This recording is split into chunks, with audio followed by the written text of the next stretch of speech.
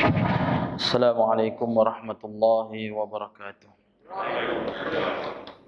Alhamdulillahi rabbil alamin, wassalatu wassalamu ala asyrafil anbiya wal mursalin.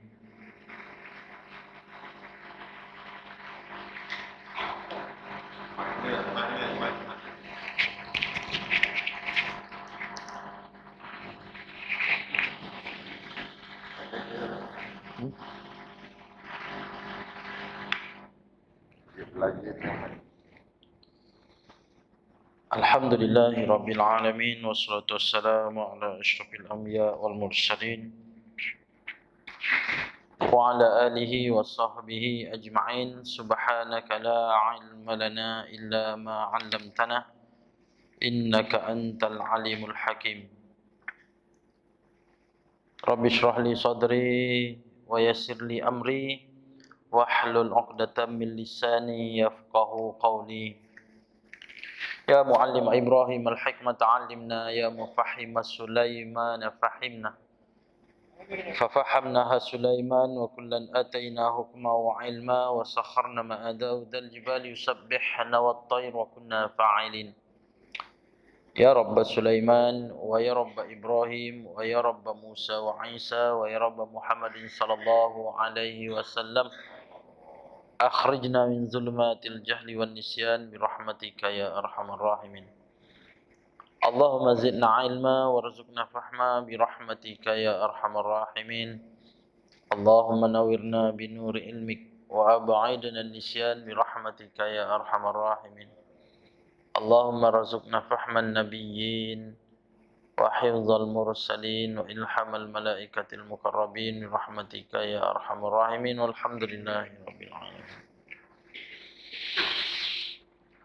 Alhamdulillah, sama-sama kita panjatkan kesyukuran kepada Allah Subhanahu wa taala. Keizinan daripada Allah Subhanahu wa taala, Allah menemukan kita pada pagi ini lagi meneruskan pengajian kita Riyadhus Shalihin jilid yang kedua. Mudah-mudahan kehadiran kita di rumah Allah Subhanahu wa taala ini menjadi salah satu daripada amalan kebaikan bila mana kita bertemu kepada Allah Subhanahu wa taala. Mudah-mudahan juga kehidupan kita mendapat keredaan Allah Subhanahu wa taala. Amin ya rabbal alamin. Ibu-ibu, ayah-ayah yang dirahmati Allah Subhanahu wa taala, sekarang ni kita berada dalam bulan Zulhijjah, bulan haram yang Allah Ta'ala letakkan padanya 12 bulan, 4 bulan dikatakan bahawa bulan haram, 3 yang sederet, 1 di antaranya terasing, iaitu bulan Zulqa'dah, Zulhijjah dan Muharram. Terasingnya sebulan itu ialah bulan Rajab. Jadi bulan haram ni di zaman Rasulullah sallallahu alaihi wasallam, malahan sebelumnya pun bulan ini dilarang sama sekali berperang. Sebab itulah pada bulan Zulqa'dah ini diambil daripada qa'adah, iaitu duduk. Orang-orang Arab bila mana mereka ini tidak berperang dan duduk pada negara masing-masing, diambil dengan sepenuh lalu meletakkan nama Zulqa'dah. Selepas Zulqa'dah, Zulhijjah diambil pula pada perkataan haji, yang mana di kalangan orang-orang Arab sampai pada bulan haji mereka datang ke Mekah daripada semua pelusuk. Dinamakan bulan Zulhijjah. Muharram ini bila mana diharamkan ke atas mereka berperang, semua duduk pada negara masing-masing dan tidak keluar. Selepas itu datangnya bulan Safar. Bulan Safar ni diambil daripada kalimah Safirun, kosong. Sebab habis sahaja mereka duduk, habis bulan Muharram, orang-orang Arab keluar daripada Mekah, pergi berniaga, dan di negara mereka tak ramai di kalangan yang tinggal, terutama orang-orang lelaki.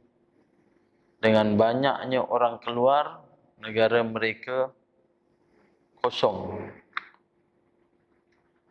Terlalu ramai keluar, lalu dia panggillah dengan nama Safar.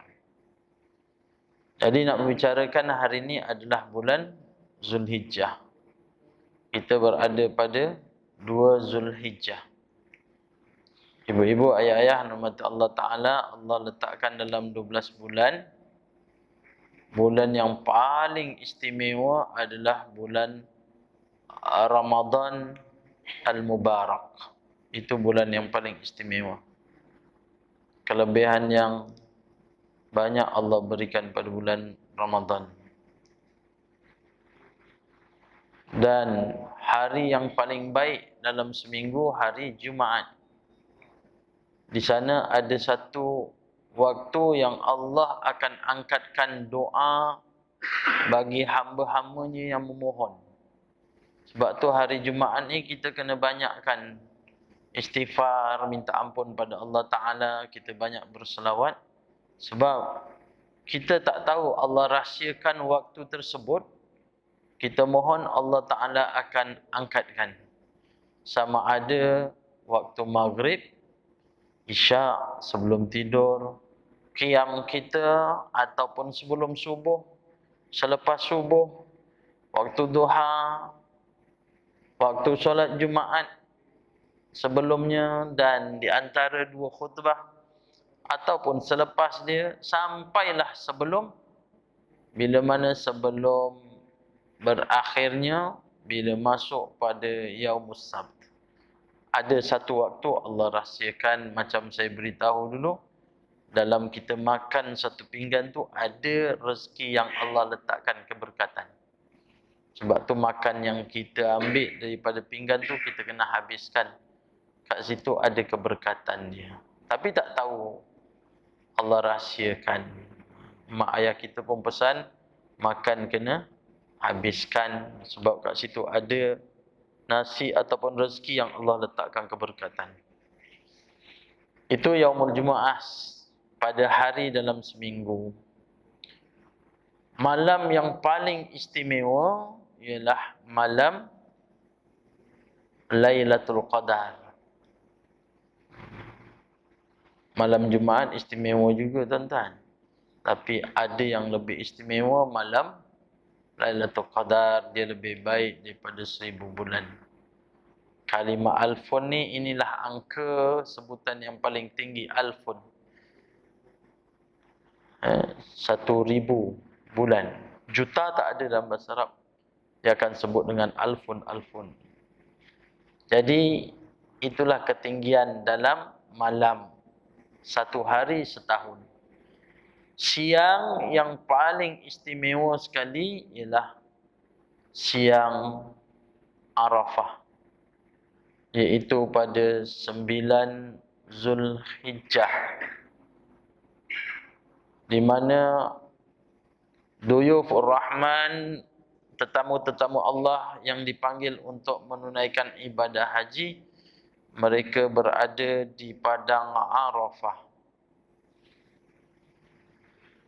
Penerbangan terakhir, kalau tak silap saya, pada hari Ahad.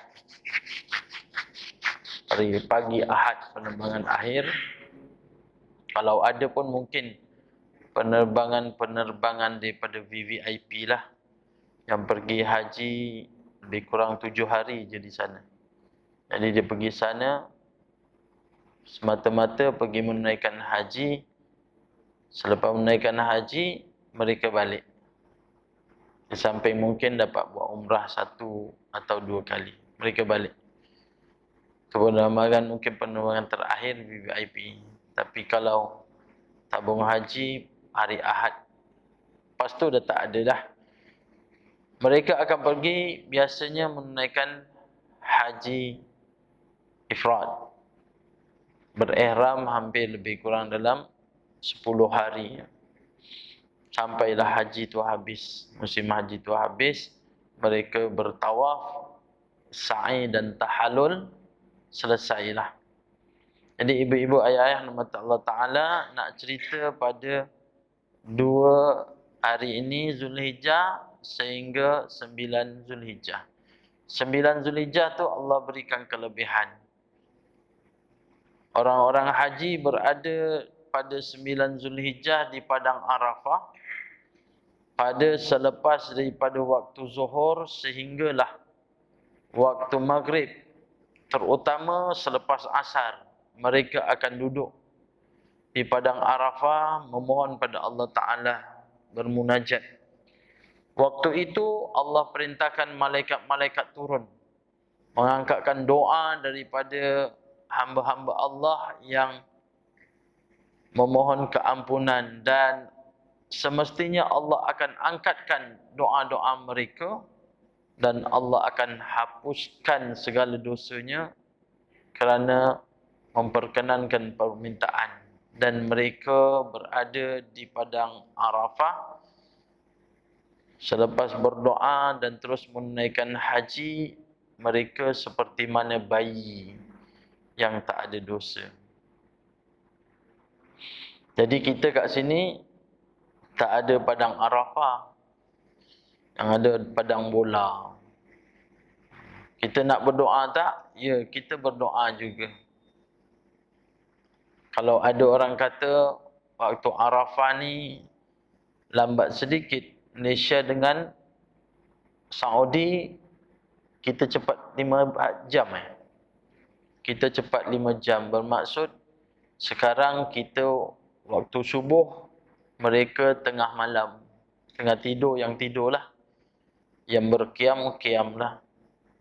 Jadi kita jumpa Arafah dululah, jumpa 9 Zulhijjah dulu, baru mereka jumpa. Lalu ada sebahagian mengatakan kita nak berdoa ni waktu kita ke waktu Arafah di sana. Maka kita berdoalah pada waktu Arafah kita. Sebab kita berada di sini. Ada sebahagian dikata kita kena doa ikut waktu sana. Kalau kita berpuasa di sini, kita ikut buka sini. Kenapa tak ikut buka sana? Sebab kita berada di sini, doa pun sama. Tapi kalau nak juga doa, waktu di sana Arafah, doalah. Tak jadi masalah kita nak berdoa. Tapi kita berada di tempat kita lah, kita berdoa. Kalau waktu zuhur, asar, sampai kepada waktu maghrib. Kita di sini, di Semenanjung, anak-anak ada di Sabah, Sarawak. Hari ini kita nak pergi Sabah, Sarawak, menaiki kapal terbang jam 2 petang. Dijangka sampai urusan kita sampai ke airport, lebih kurang mungkin sampai kepada rumah anak kita dalam pukul 5 lah. 5 petang ke. Sampai di sana bulan Ramadan, kita punya jam pukul 5 Semenanjung. Sabah punya jam pukul 5 juga. Tapi pukul 6.30 dia dah berbuka puasa. 6 suku dia dah buka puasa. Kita kat Semenanjung 7 suku. Baru, ataupun 7.30 berbuka. Ibu-ibu, ayah-ayah sampai kat Sabah, Sarawak tu, bila berbuka puasa, nak ikut waktu Sabah ke ikut waktu Semenanjung? Waktu Sabar ke semenanjung? Sabar. Bila makan ikut pula untuk sabar. Macam itulah kita ikut waktu kita. Jadi kalau Arafah dia 9 Zulhijjah, waktu kita ni kita angkatkan doa. Sebab kelebihan dia diletakkan pada Arafah ini, manusia berhimpun waktu tu semua putih, berihram. Nak beri gambaran manusia berada di padang mahsyar. Kitab-kitab fiqh dinyatakan bahawa gambaran manusia di padang mahsyar. Tapi di Arafah semua berpakaian, ada kemah, tapi di Arafah tak ada.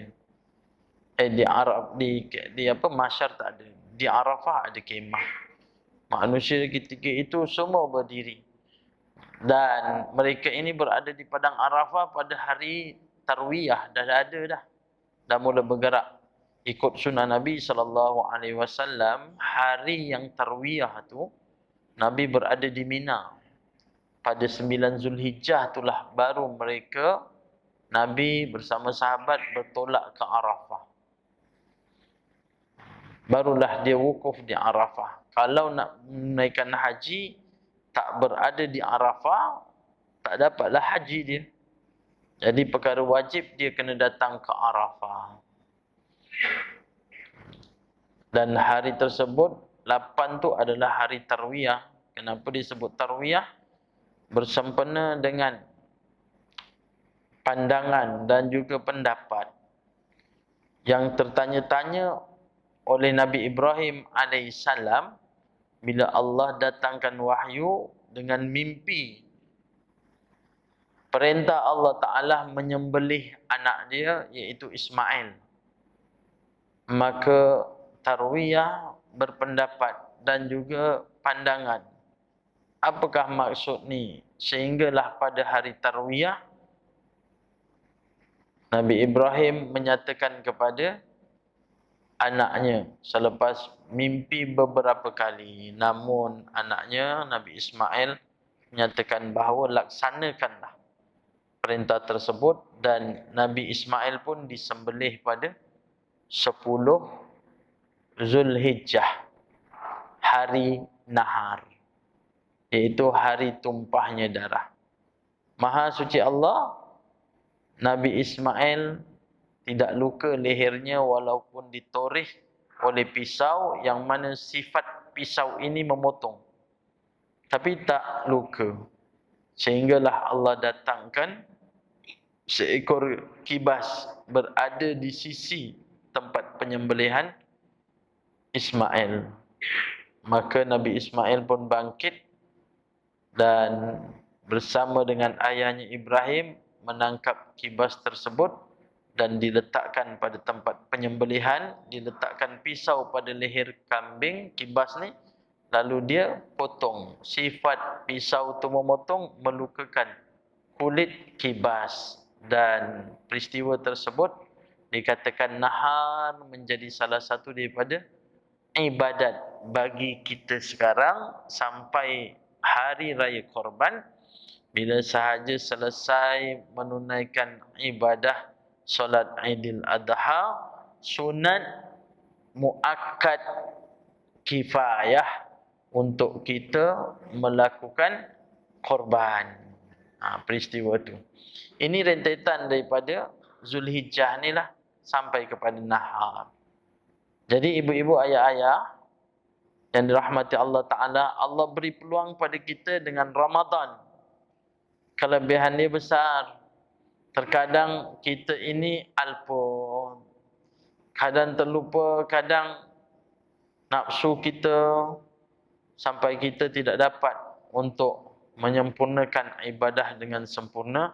Allah beri peluang sebenarnya kat kita untuk melakukan ibadah, iaitu pada hari Zulhijjah ni lah. Sebab Allah berikan kelebihan, bulan Zulhijjah ni tidak sama dengan bulan yang lain. Nabi menyatakan dalam hadis Nabi SAW yang bermaksud, bagi mereka yang melakukan ibadat dalam 1 hingga 9 Zulhijjah, dengan berpuasa. Bukan berpuasa 10 hari, 9 hari. Tapi Allah nyatakan dalam Al-Quran 10 hari, hari ini istimewa. Dalam surat Al-Fajr, Bismillahirrahmanirrahim, wal fajr, walayalin ash. Allah berikan pada malam yang 10. Ahli tafsir menceritakan malam yang 10 tu adalah malam ataupun hari Zulhijjah. Siapa berpuasa pada 1 sehingga 9 Zulhijjah, Nabi menyatakan bahawa Allah angkatkan kelebihan bagi dia, pahala dia ini seperti mana melebihi bagi orang yang gugur syahid dalam perang. Orang pergi perang, gugur syahid, Allah janjikan pada mereka syurga. Tapi mereka yang berpuasa 1 sehingga 9 ni, pahalanya lebih besar daripada gugur syahid. Sahabat bertanya kepada Nabi SAW, "Ya Rasulullah, bukankah martabat orang yang gugur syahid ini lagi tinggi, yang tertinggi ya Rasulullah?" Lalu Nabi menyatakan SAW, sekiranya mereka ini keluar daripada rumah dan hartanya dah tak ada dah, kosong dah. Lalu mereka pergi berperang dan akhirnya berperang, jiwa dia pula ini menjadi taruhan untuk agama Allah dan mereka ini gugur syahid, pulangnya tak ada apa-apa sebab dia telah kembali ke rahmatullah kecuali ini. Maksudnya itulah di kalangan hamba-hamba Allah martabat dia yang paling tinggi. Tapi kalau pergi gugur syahid saja ada harta, tingginya daripada 1 hingga 9 Zulhijjah. Sebab itulah ambil peluang, puasalah 1 hingga 9 Zulhijjah. Bermula daripada semalam. Ustaz tak cakap semalam. Macam mana saya nak cakap turn saya pada pagi ni? Tak dapat saya nak bagi tahu. Tapi saya maklumkan, tak sekiranya kita tak dapat menunaikan 1 hingga 9, jangan sampai kita tinggalkan. Sebab sunnah Nabi SAW dalam menunaikan ibadah puasa, yang wajib Nabi berpuasa 30 hari bulan Ramadan. Kemudian diikuti dengan puasa sunat yang Nabi buat juga, diajar pada kita puasa 6 pada bulan Syawal. Siapa yang berpuasa 6 hari dalam bulan Syawal, seumpama mereka ini berpuasa selama setahun. Puasa 30 hari insya-Allah tak jadi masalah kan? Mudah kita berpuasa sebab semua puasa. Puasa 6 pun dah rasa susah dah. Tak sampai 30 tapi susah. Sebab apa? Kita puasa 2 hari dah ada rumah terbuka. Lalu kita pun buka puasa. Lepas tu puasa lagi baru 1 hari ada lagi jemputan, makan lagi. Kadang kita tak dapat buat straight 6 hari. Sebab makan bulan puasa, tak makan bulan Syawal rumah terbuka. Apatah lagi dah 2 tahun tak dapat raya. Subhanallah, tahun ni dikejutkan, dah habis Syawal pun rumah terbuka lagi. Sebab apa? Nak sambut Aidilfitri. Lepas daripada Syawal, inilah puasa Zulhijjah. Tapi sebelum Zulhijjah ada juga puasa yang Nabi buat, sunnah dia. Iaitu puasa Nabi pada hari Isnin dan juga Yaumul Khamis. Dan Nabi berpuasa juga Yaumul Bid 13, 14, 15. Tapi bulan ni kita haram berpuasa Yaumul Bid pada 13. Sebab 13 tu hari Tasyrik, hari masih berkorban. Dalam 4 hari, 10 hari raya pertama, 11, 12, 13 hari Tasyrik. Kita tak boleh berkorban. Tak boleh berpuasa, tapi boleh berkorban. 13 haram puasa. Sebab tu siapa berpuasa 13, 14, 15 itu puasa sunnah Nabi, dipanggil Yaumul Bid, hari putih. Dan kalau sekiranya tak dapat puasa putih 13, 14, 15, boleh juga melakukan sunnah Nabi SAW, puasa 3 hari dalam sebulan. Bila nak buat? Iaitu yang pertama, pada setiap bulan Yaumul Isnain. Setiap awal bulan dalam bulan Islam. Bukan bulan Masihi, bulan Islam. Tapi bulan ni kebetulan 1 Julai, 1 Zulhijjah. Kebetulan. Jadi ikutlah turutan bulan Julai ni macam bulan Islam. Jadi setiap awal bulan Islam ambil hari Isnin. Hari Isnin. Tak kiralah jatuh pada 1, 2, 3, 4, 5, 6 ataupun 7. Hari Isnin yang pertama setiap awal bulan Islam berpuasalah. Selepas itu ambil daripadanya 1 hari dan juga ambil 1 hari lagi iaitu Yaumul Khamis. Maka dia telah melakukan ibadah sunnah Nabi. Dia berpuasa 3 hari di dalam 1 bulan. Faham? Yang faham, yang tak faham buat faham. Sebab apa? Nak elakkan kita berpuasa 3 hari di dalam Yaumul Bid. Sebab nak puasa 3 hari, siapa yang pernah buat Yaumul Bid, seksa. Satu penyiksaan betul. Ujian dia cukup besar. Apatah lagi tak biasa kan? Kita puasa, tengok orang makan. Ya Allah. Jatuh pula pada hari Sabtu, Ahad. Ya Karim. Susah. Kalau puasa pada Zulkaidah, yang lepas ni kan, 13, 14, 15, dia jatuh pada hari Jumaat, Sabtu, Ahad. Sebelum ni tak jadi masalah. Pada Zulkaidah bulan ni, ya Allah, yang lepas ni, saya memang diuji betul lah. Sebab kita dah biasa, 13 Zulhijjah, hari Jumaat. Saya puasa hari Jumaat, tak ada apa-apalah. Sekolah, balik sekolah. Kita dah tak ada apa-apa, tunggu petang, kan bukalah. Tapi hari tu lepas Jumaat, ada nikah pula. Bila nikah, habis nikah aja, bapak pengantin kata, Ustaz jemput datang rumah Ustaz. Kita ada jamuan. Allahu Akbar. Lepas daripada Jumaat, perut dah lapar. Dijemput makan. Ustaz, jemput Ustaz. Nikah kat masjid. Saya kata tak apalah, Bilal pergilah pergi. Ustaz jemputlah. Kata tak apa, terima kasih. Memang dia datang suruh jemput makan. Tapi kita kata bahawasanya kita ni puasa. Allah Ustaz, minta maaf lah Ustaz. Minta maaf.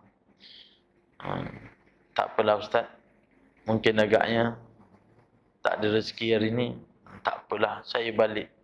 Saya balik nak cari buka tuan-tuan, tiba-tiba datang satu motor.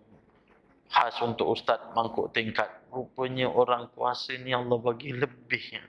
Tak payah masak, dia bagi mangkuk tingkat. Buka puasa. Alhamdulillah tak payah masak. Esok dia, hari tu hari nikah. Esok adalah hari langsung. Jadi jemputan kahwin. Dia tak datanglah kat waktu orang ramai. Saya datang bila? Bila dah habislah orang baru kita datang sebab kita tak makan. Tuan rumah pun tak tahu bila saya salam, Ustaz jemput makan Ustaz. Saya tengok, ya Allah, banyak lagi makanan tak habis. Saya kata saya datang ni nak memenuhkan jemputan. Sebab meraihkan kahwinan anak semalam nikah. Jadi saya salam dengan dia. Jemput Ustaz. Saya masih puasa lagi. Ya Allah Ustaz, puasa apa? Saya cakaplah puasa putih. Oh, tak apalah Ustaz. Petang tu pula hantarlah makanan kerja kahwin. Subhanallah. 2 hari tak payah buat buka. Selamat dah. Tak payah susah-susah. Hari Ahad tinggal 15. 15 pula hari Ahad. Daripada pagi sampai tengah hari memang tak ada jemputan. Petang ni nak kena cari buka lah. Sembahyang asar, habis sembahyang asar, saya nak balik, jemaah seorang tahan. Ustaz, minta tolong boleh? Saya kata, tolong apa Ji? Kalau saya boleh, saya tolong. Tolong datang rumah Ustaz. Saya buat akikah. Ya Allah. Hari ketiga akikah. Saya sampai tengok kambing dah tergulik. Lepas tu dia buat itik masak rendang. Subhanallah. Lepas tu dengan sup tulang. Allah. Lepas tu dengan aiskrim. Ya Allah. Jadi dijemput kita untuk doa selamat. Kita masuklah terus doa selamat. Habis doa selamat. Saya kata terima kasih Tuan. Saya dah sempurnakan hajat Tuan sebab minta jemput untuk doa selamat. Jemput makan Ustaz. Tadi datang suruh doa selamat, bukan suruh makan. Saya dah selesaikan doa selamat, saya nak balik sebab saya puasa. Allah, minta maaf Ustaz. Ustaz, tunggu sekejap boleh? Buat apa? Tunggu sekejap je. Bintang pukang kat dapur tuan-tuan. Saya balik penuh satu bakul motor. Rupanya untungnya orang puasa, bukan saya seorang makan. Satu family makan, besok pun makan tu lagi. Sebab apa? Rendang nitik dia bagi 4-5 ketul. Kalau makan kat situ dapat seketul je. Nak tambah orang pandang kan? Tapi Allah bagi kat situ. Ujian dia besar. Sebab ada seorang hamba Allah, kawan anak murid saya lah, yang ikut jemaah. Dia ikut jemaah. Kebetulan malam Ahad tu, Ahad malam Isnin, ialah malam ke-12. Lepas pada kelas, dia bagi hidangan labu masak lemak, letak ikan kering, sambal belacan. Tak macam mana selera malam tu, ya Allah. Saya punya suka sebab labu ni makanan sunnah. Saya suka makan labu, saya pun makan. Jadi makan-makan saya cakap, sedap pula. Tambahlah Ustaz, dia kata.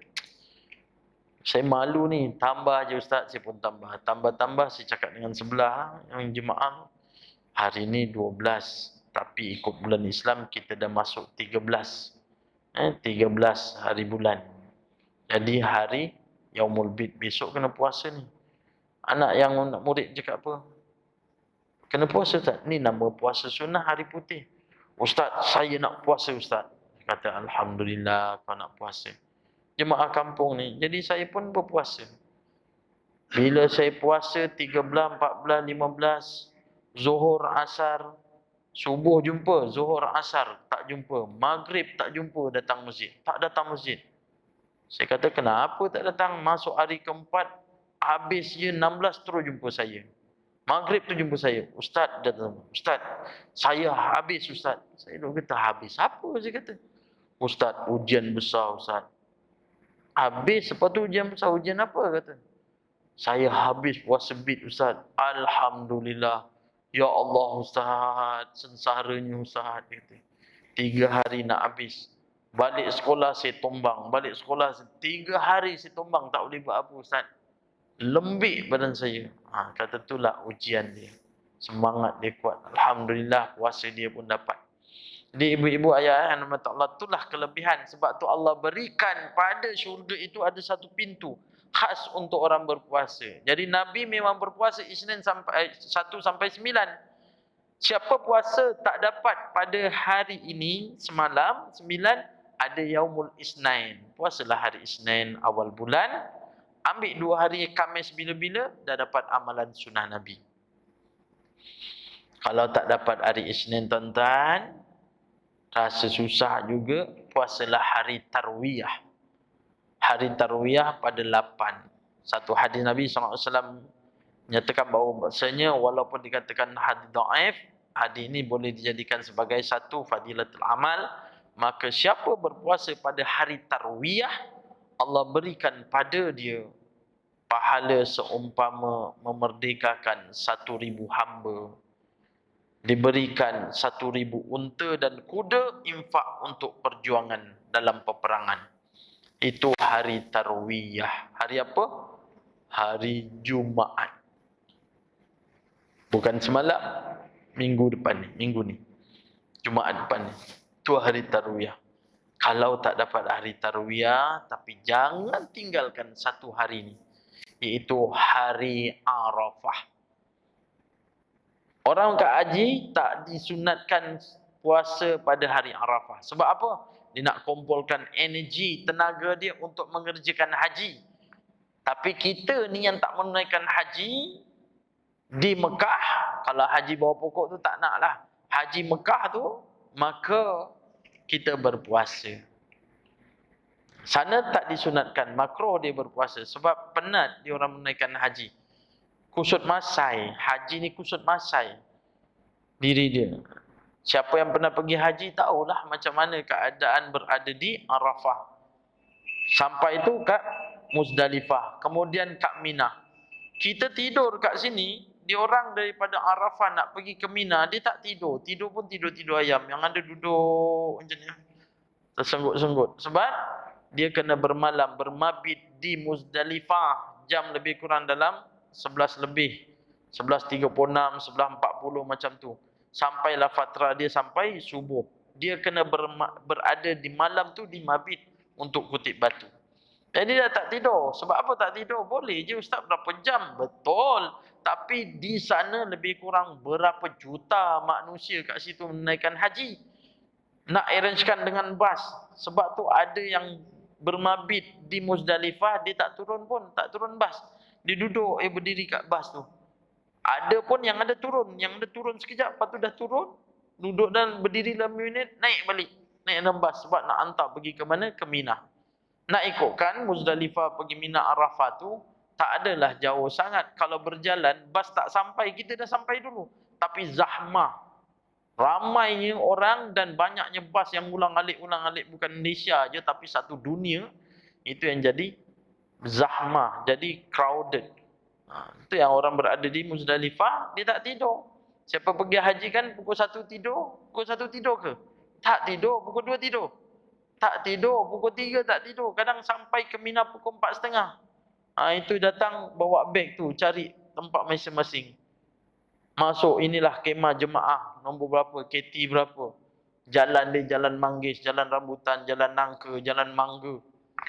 Pukul berapa? Pukul 4 pagi, pukul 3 pagi masuk tu. Masuk tu terus duduk.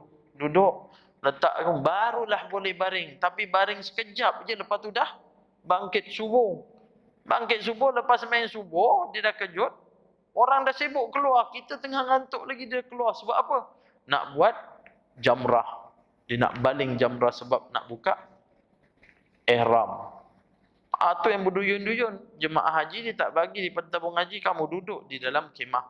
Sebab terlalu ramai. Manusia terlalu ramai. Orang daripada Rusia, daripada Nigeria, daripada orang Eropah. Besar-besar. Macam Tok Imam kita ni, besar-besar semua. Kita ni kecil. Kena hempit, tersepit kita. Itu yang berada suatu ketika dulu. Di mana terowong Muasim sampaikan mati bertumpuk-tumpuk. Sebab lorong tersebut, itulah masuk, itulah keluar. Sekarang dia dah buat 2 lorong. Tapi 2 lorong tu pun, ya Allah, sesak. Dia berada di mana? Di Mina. Tenaga tak ada, sebab tu dia orang rehat. Kadang balingnya bila? Pukul 9, kadang pukul 12. Masa tu dah renggang sikit, barulah datang. Renggang-renggang pun datang tu pun masih lagi penuh sebab nak baling jamrah. Dalam masa waktu tersebut, subuh sampai kepada sebelum masuk pada hari kedua maghrib tu, dia kena baling. Kena baling. Lepas tu balik ke kemah, besok pergi lagi. Balik ke kemah, besok pergi lagi. 3 hari barulah pergi ke Mekah untuk tawaf. Cuma ada yang buat nafar ula, ada yang nafar sani. Itu diterangkan dalam tabung haji lah. Crowded dan keadaan memang kena tenaga. Sebab tu kat sana dia tidak disunatkan untuk berpuasa. Dan orang di sana berihram, kita ni kat sini pun meraihkan dia. Apa yang kita raihkan? Iaitu orang yang berkorban disunatkan supaya jangan potong kuku dan potong rambut. Korek hidung? Korek hidung boleh. Korek hidung boleh, tapi jangan cabut bulu hidung. Kadang orang korek hidung, dia geram, tengok dia baru terasa bulu hidung dia panjang. Tu dia tarik. Ada suatu formula dia ajar saya. Kalau kita ngantuk kat highway, ngantuk sangat, cabut bulu hidung. Saya cuba praktikal juga. Ngantuk sangat, saya tarik. Betul ibu-ibu, segar mata kita. Tapi tak sampai 3 minit, mengantuk juga. Rupanya ubat mengantuk bukan cabut bulu hidung. Parking ke RNR, letak. Memang hanyut. Sebab dah ngantuk sangat. Tu orang yang menunaikan haji dan orang yang menunaikan umrah beza. Sebab itulah orang yang menunaikan haji kat sana ada pantang larang. Kita kat sini makruh. Makruh untuk gunting ataupun ketik kuku. Tapi kalau dah terpotong tak apa. Ini makruh. Makruh. Sebab tu ibadah korban ni ada hukum makruh. Mana ada hukum makruh tersebut? Iaitu makruh kalau seandainya dia ini mampu dan dia tidak mengerjakan korban. Korban pemahaman orang kita, salam seumur hidup sekali. Salah sebenarnya, seumur hidup tu sekali ialah akikah. Korban ni pada tiap-tiap tahun. Kalau mazhab Hanafi hukumnya ialah wajib. Fardu ain bagi dia untuk korban. Nampak aja orang Bangladesh ke mana yang bermazhab Hanafi ni, dia hantar duit kat sana, dia korban kat sana. Mana datang makruh? Kalau seandainya kita ada harta, simpanan kita ada 4,000, 5,000, tak banyak lah. Kalau ada yang banyak mungkin 50,000. Lagi banyak 500,000. Kemudian perbelanjaan kita satu hari ni berapa? Dan kita kalau ada duit katakanlah 2,000, simpanan kita 2,000 je. Lalu kita berbelanja, cukup tak untuk sampai kepada hari tasyrik? Belanja kita. Satu hari ni berapa belanjaan kita? Katakanlah belanjaan kita satu rumah ni satu hari 100. Hari tasyrik sampai pada hari raya korban tu kan 9, kita ada duit simpanan kita, katakanlah dia 400, hari raya 10, 11, 12, 13 ada 400. Simpanan kita ada 2,000. Dan dalam 4 hari ni kita boleh menampung kalau kita. Lebihan daripada duit itu ada mampu tak untuk kita berkorban? Dengan nilai berapa satu bahagian? RM350. Contohnya lah. Maka bagi kita kena pergi korban. Tapi kalau tak berkorban, hukumnya makruh. Bukan hukumnya haram, makruh. Sebab nikmat Allah bagi kat kita ni banyak. Sebab tu hukum korban ialah sunat muakkad kifayah. Dalam satu kampung langsung seorang tak ada korban, maka dituntut untuk kita ni korban. Allah bagi nikmat banyak. Dikecilkan dalam rumah kita. Dalam rumah kita ni kita kena korban. Sekurang-kurangnya satu bahagian dalam rumah kita. Kita ataupun isteri kita. Ataupun kedua-duanya sekali mampu untuk kita berkorban. Anak kita tidak wajib. Sebab apa? Sebab tertanggung ke atas kita. Tapi ada orang pula, dia tengok anak dia raya tahun ni banyak. Sebab raya 2 tahun tak jadi kan. Jadi bila raya tahun ni yang bagi ampau, subhanallah. Banyak yang ada warna oranye, yang ada warna merah, yang ada warna biru besar. 50. Saya tanya anak murid saya, tahun ni dapat apa? Tahun ni tak banyak lah Ustaz. Berapa? 400,500. Subhanallah. Raya awak macam ni 400,500. Siapa bagi? Atuk bagi 100. Memang atuk awak kaya ni. Tak tahulah Ustaz, tahun ni banyak dia bagi, kat 2 tahun lepas dia tak bagi. Dia kumpulkan 400. Itu tak pergi banyak tempat Ustaz. Pergi rumah saudara-saudara je. Adik saya lagi banyak. Jadi bila korban dia ambil anak dia punya duit. Kita buat korban anak tak tahu yalah. Maka kita ambil, kita belikan lembu 7 bahagian. Termasuklah anak dia ada berapa? 5 orang. Dia ambil lah 7, 3,507 kali 5, 35. 2 lagi suami isteri. Lalu dia berkorban 1 ekor lembu. Apa hukum dia? Haram. Sebab menggunakan duit daripada anak. Tak boleh. Anak bukan tahu. Kita ambil je lah, cakap lebih kurang kan dia faham. Tak boleh, itu tanggung ke atas kita. Kalau nak korban pada diri kita. Kalau ada lebihan memang kita ni banyak duit, tak jadi masalah. Korbanlah. Sebab tu tuntutan korban. Sebab tu bila orang berkorban, pahala dia besar. Nak cari lembu keluar daripada rumah setiap tapak tu adalah pahala. Sampailah jumpa lembu.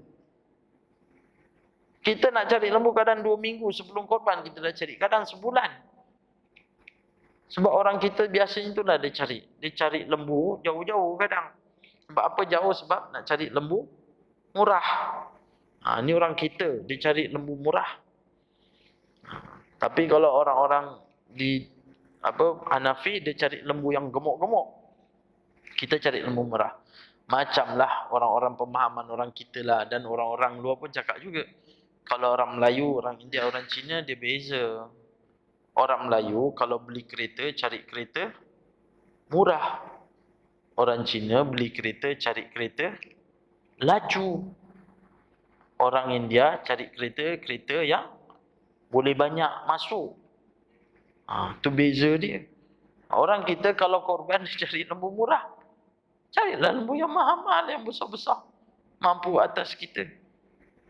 Air ni cari, minggu pertama tu cari lembu kawasan Tanjung Minyak tak ada, sampai Bukit Rambai tak ada, sampai kat Sungai Udang tak ada. Lepas tu besok cari lagi kawasan Batu Bendam tak ada, semua tak ada, sampai ke Muar tak ada. Sepanjang kita pergi tu semua pahala, selagi mana tak jumpa lembu. Akhirnya dapat lembu kat mana? Tanjung Minyak kat tepi sana. Lah rupa dekat aja. Tapi mana yang kita pergi semua pahala. Dan bayangkan selai daripada rambut lembu tersebut, semua Allah berikan pengampunan. Dan sembelih tu ambil kulit dia, cabut selai-selai. Kira berapa banyak. Maha suci Allah. Sebab tu pengampunan Allah Ta'ala bagi kita ni, ada beberapa tempat yang kita tak tahu. Sebab apa? Sebab kasih sayang Allah pada hamba dia.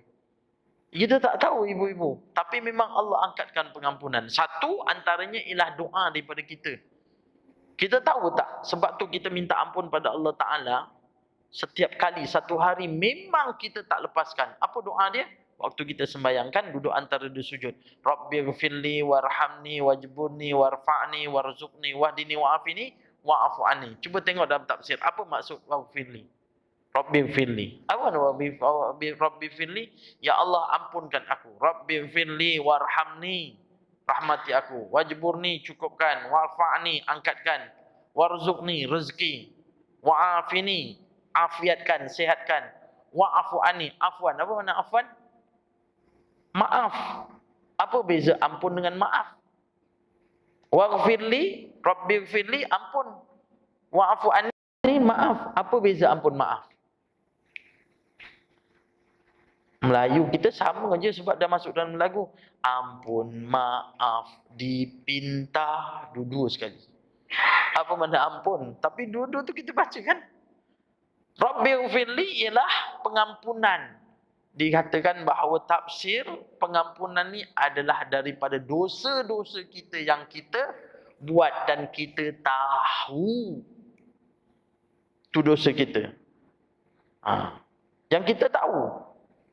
Kadang kita cakap, dia tahu tapi buat-buat tak tahu. Saya nak cakap dengan Tuan Haji. Saya nak cakap dengan Haji. Saya ni bukan ngumpat tau. Ni tak ngumpat. Ni nak cakap betul ni. Cakap betul. Ni bukan ngumpat. Imam kita, sebenarnya bila dia cakap macam tu, ngumpat ke tak ngumpat? Ngumpat lah kan? Imam kita kahwin lagi seorang. Perempuan tu perempuan seksi kata. Tahu macam mana imam ni, buang tebiat. Tak cukup bini satu dia kahwin. Ni contoh jangan cakap imam ni. Contoh.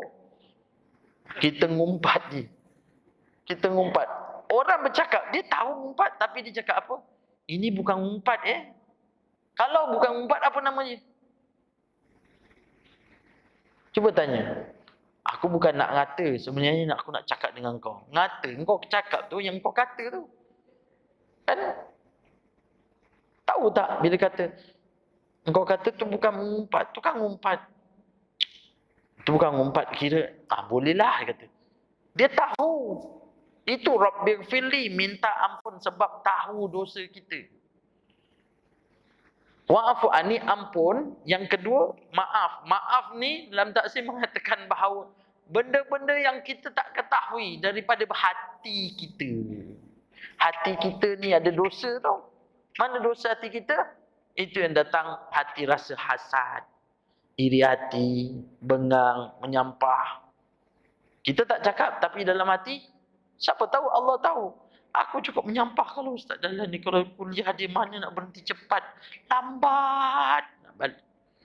Hati tuan-tuan, mana saya tahu?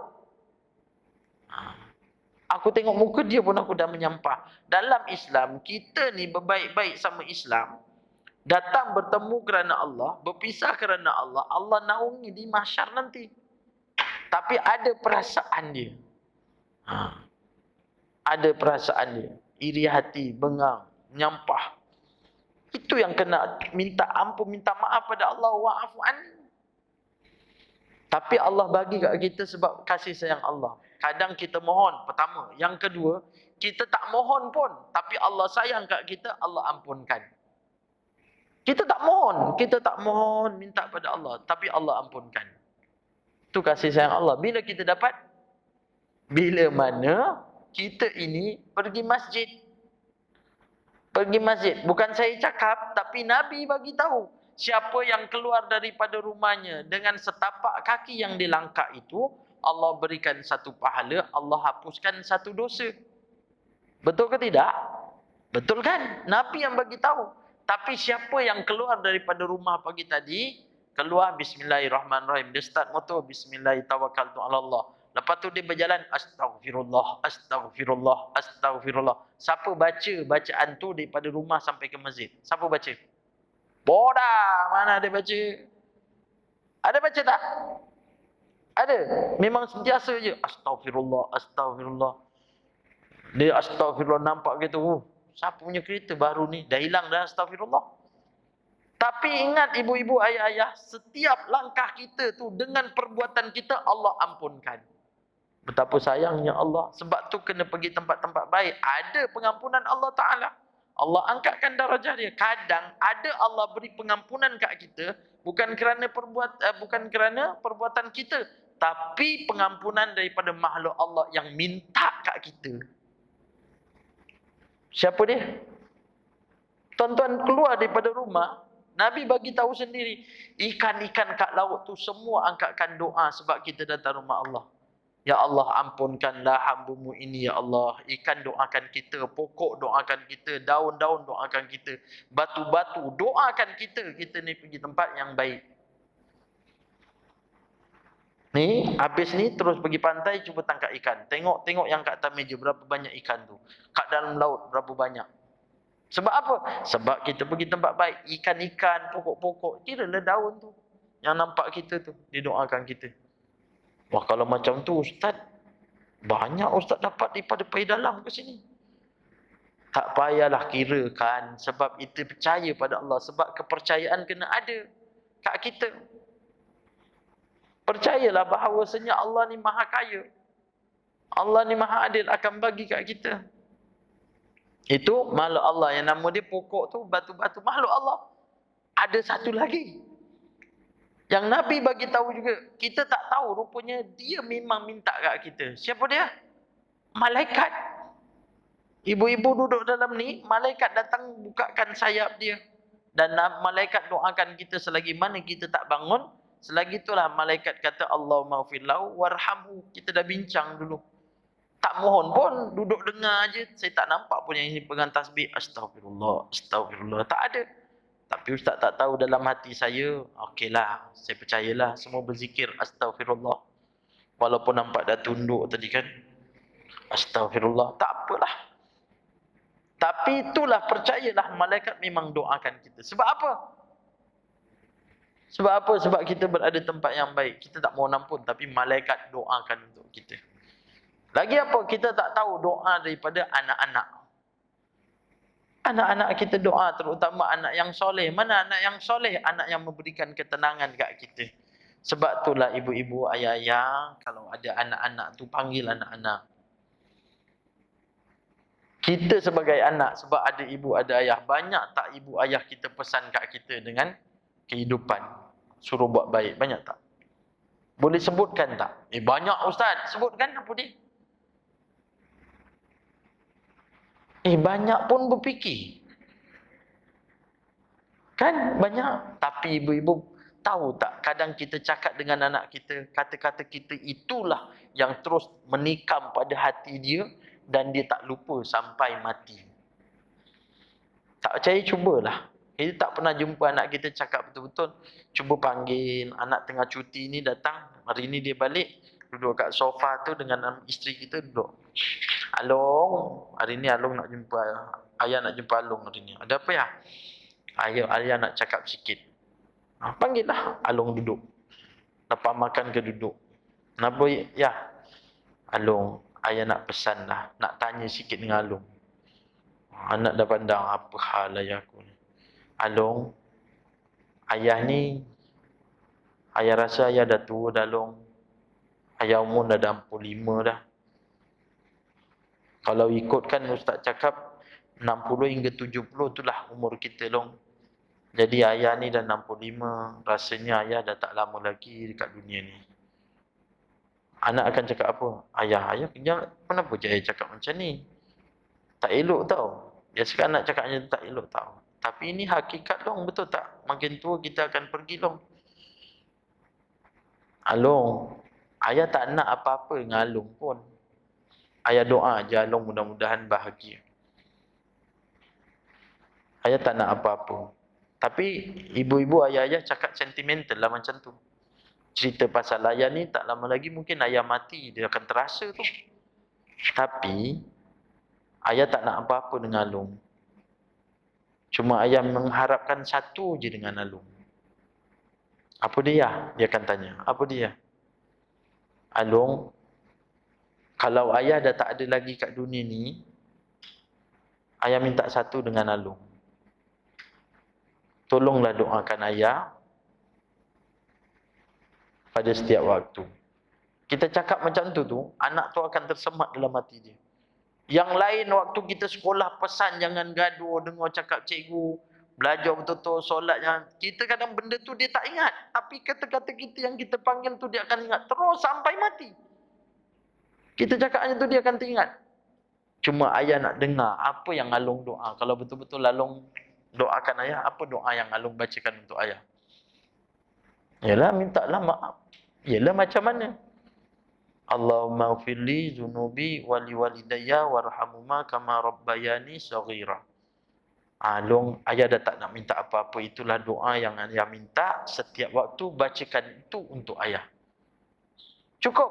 Itu je. Dah itu je pesanan ayah. Dia keluar tu dia akan termenung.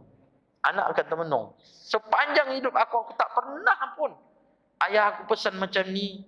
Ayah aku ni dah buang tebiat ke? Tak, sebab dengar kuliah tadi. Panggil, dia akan tersemat dan dia akan doakan. Sebab Nabi bagi tahu iza mata ibnu Adam kan in qata'a illa salasah.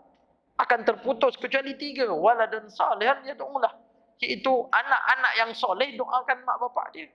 Sebab tu kadang kita tak tahu kita terampun dosa sebab apa? Anak-anak yang doakan kita.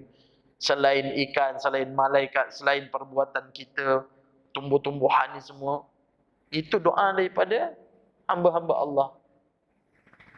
Sebab itulah kena buatlah yang baik-baik.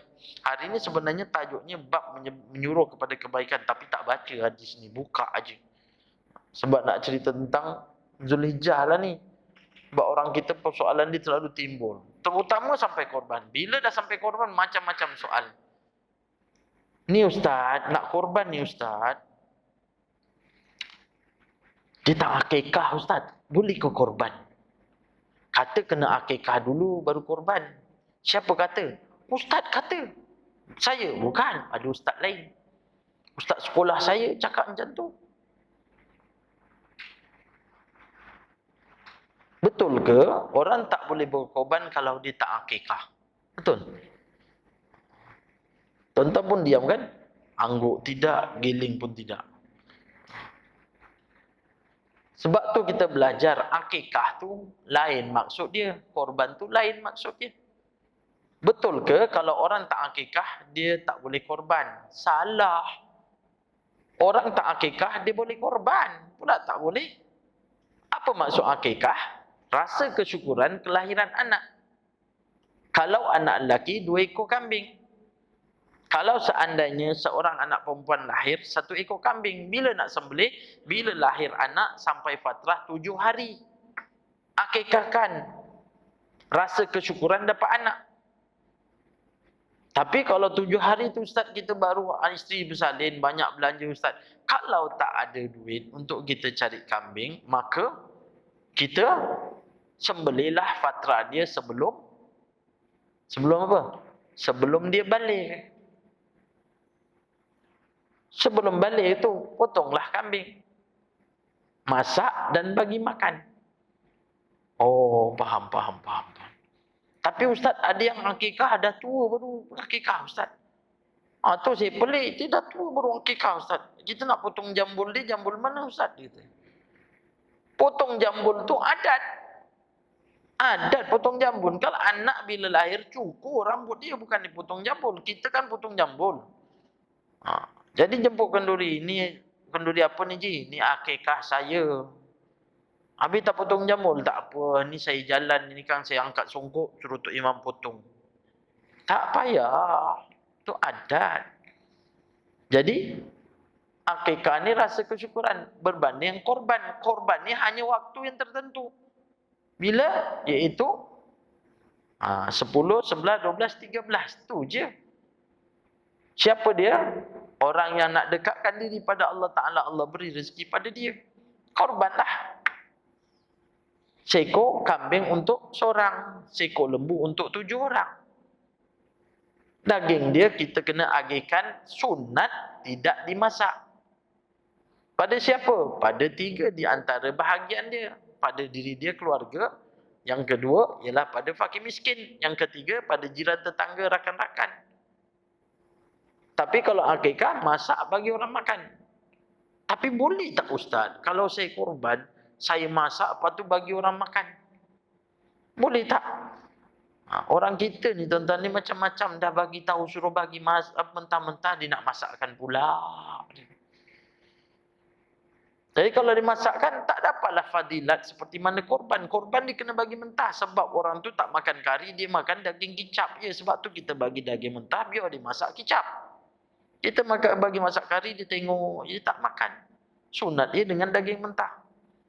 Banyak persoalan dengan korban. Yang baik Ustaz, yang baik sembelih apa? Yang baik seperti mana Nabi sembelih unta. Nabi pernah berkorban. Hayat dia sebelum Nabi wafat, Nabi menyembelih 63 ekor unta disembelih. Lebihnya ialah Sayyidina Ali. Bagi hints bahawanya Rasulullah SAW usia 63 dia pun wafat. Oh, yang baik unta Ustaz. Habis kita ni Ustaz sembelih lembu. Lembu pun boleh. Binatang ternakan yang 4 kaki. Ayam boleh Ustaz? Ayam mana boleh? Kata. Ayam kan 2 kaki. Okey, persoalan dia Ustaz. Kalau ada ayam yang 4 kaki, kita ternak. Boleh tak? Dah kata tak boleh. Kalau boleh juga ayam 4 kaki, cuba datangkan ayam tu depan saya. Orang kita macam tu lah. Ditanya-tanya. Tak boleh Ustaz? Tak boleh lah. Ayam tak boleh. Dia kambing, kibas yang seadik-beradik dengan kambing tu. Asalkan kambing. Kambing kacang. Boleh lah. Asal kambing-kambing kampung. Kambing bu. Boleh. Lembu pun sama. Lembu boleh. Kerbau boleh. Unta boleh. Sebaik-baiknya Ustaz. Sebaik-baiknya unta. Unta kena unta Arab lah Ustaz ni. Ya Allah. Unta mana-mana boleh asalkan unta. Kalau unta daripada Australia boleh Ustaz. Kenapa tak boleh? Yelah unta tu kan bukan negara Islam. Asal unta boleh. Kalau nak tahu unta Islam ke tak Islam macam mana? Tengok. Dia mengucap tak? Tak mengucap. Tak boleh. Tak ada lah unta kat Australia pun boleh sembelih. Mana kita tahu unta tu Islam tak Islam? Kan? Awak tahu unta Islam tak Islam? Tak tahu. Kalau nak tahu unta Islam tak Islam, awak tengok dia dah sunat ke belum. Allahu Akbar. Unta pun tanya unta Islam tak Islam. Asal unta sembelih lah. Tak jadi masalah. Orang kita ni tanya macam-macam tuan. Bab-bab tentang korban ni. Macam-macam persoalan orang tanya saya ni. Dah sendiri ni kan. Sampai bulan korban. Ya Allah. Subhanallah. Tapi ala kuliah kita belajar. Dan kalau orang yang tak berakikah, maka dia boleh korban? Boleh. Tapi tak korban kat sini Ustaz, tempat lain. Tak apa. Berakadlah dengan dia. Ada orang korban kat Mekah, tak ada masalah. Tapi kalau satu kampung Tanjung Minyak ni tak ada berkorban, kita akan tanggung rasa kifayah tu. Tuntutan. Sebab tu kalau memang tak ada harta apa sekalipun, memang tak ada duit, maka tumpahkanlah darah juga. Ambil ayam, sembelihlah, tumpahkan darah. Tapi kalau seandainya dia berkorban dengan korban yang kata kambing, lembu, kerbau, unta, kan semua tu, Sebenarnya dia nak korban waktu bila? Waktu selepas solat Idul Adha, ambil pisau, tengok orang tu sembelih. Kalau tak mampu tengok darah pingsan, tak payah tengok. Bila mana letak je pisau, belum toreh, waktu tu Allah terus ampunkan segala dosa orang yang telah berkorban tu. Tumpahnya darah, wanhar tu, dalam suratul Kausar, maka Allah ampunkan. Sebab tu ibadah korban ni memang dituntut bukan seumur hidup, tiap-tiap tahun kalau mampu. Jadi yang sekarang bulan Zulhijjah ni tiap-tiap tahun kalau mampu puasa 9 hari, tak mampu puasa Isnin, Tarwiyah dan 9 Zulhijjah Arafah. Kalau tak mampu puasalah Tarwiyah dan juga Zulhijjah 9 Arafah tu. Kalau tak mampu puasalah sekurang-kurangnya 9 hari bulan Zulhijjah bersamaan hari Arafah. Kalau tak mampu, mencekik je lah. Itu bahasa Melaka lah. Makan je lah, nak buat apa? Sebab puasa tu adalah puasa sunat. Wallahu a'lam. Ni dah pukul apa? 7.40. Tak puasa nak apa? Cekik je lah. Jadi ibu-ibu, ayah-ayah nama Allah Ta'ala mungkin ada nak pergi sarapan. Saya tak alang. Jangan rasa pula, rasa tercekik pula aku nak minum. Ustaz rasa mencekik, aku rasa tercekik. Tak tuan-tuan. Kalau tuan-tuan nak minum, minumlah. Kalau betul lah tuan-tuan tak puasa, minumlah. Saya tak halang. Tapi rugilah Allah bagikan ni. Pahala bagi 1 hingga 9 Zulhijjah. Saya rasa cukuplah setakat tu. Saya minta ampun, minta maaf banyak-banyak pada ibu-ibu, ayah-ayah. Daripada kata-kata saya mungkin ada yang menyinggung perasaan, kesalahan daripada diri saya. Yang baik semua datang daripada Allah. Buruk daripada saya, hakikat Allah Subhanahu Wa Taala yang mengatur kehidupan kita segala-galanya.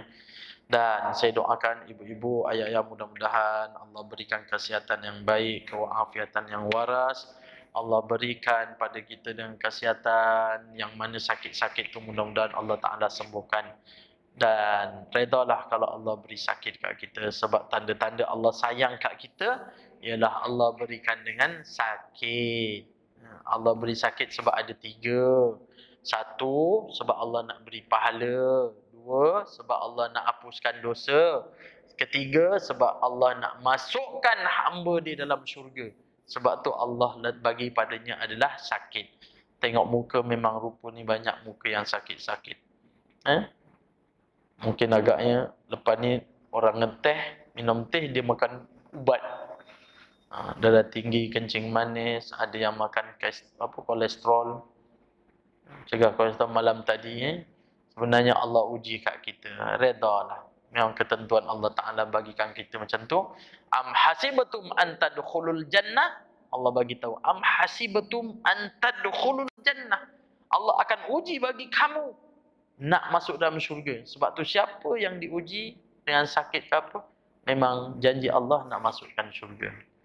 Tadi dah minta maaf, nak berhenti tak berhenti, sambung lagi. Jadi saya rasa cukup setakat tu.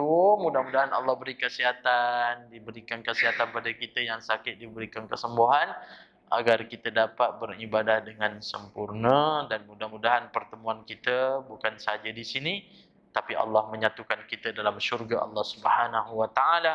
Amin ya rabbal alamin. Aqulu qauli hadza astaghfirullah azim li wa lakum. Subhanakallahumma wa bihamdika asyhadu an la ilaha illa anta astaghfiruka wa atubu ilaik. Bismillahirrahmanirrahim. Wal 'asri innal insana lafi khusr illa alladzina amanu wa 'amilus solihati wa tawasaw bil haqq wa tawasaw bis sabr. Alhamdulillahi rabbil alamin, wassalatu wassalamu ala asyrafil anbiya wal mursalin wa ala alihi washabbihi ajmain.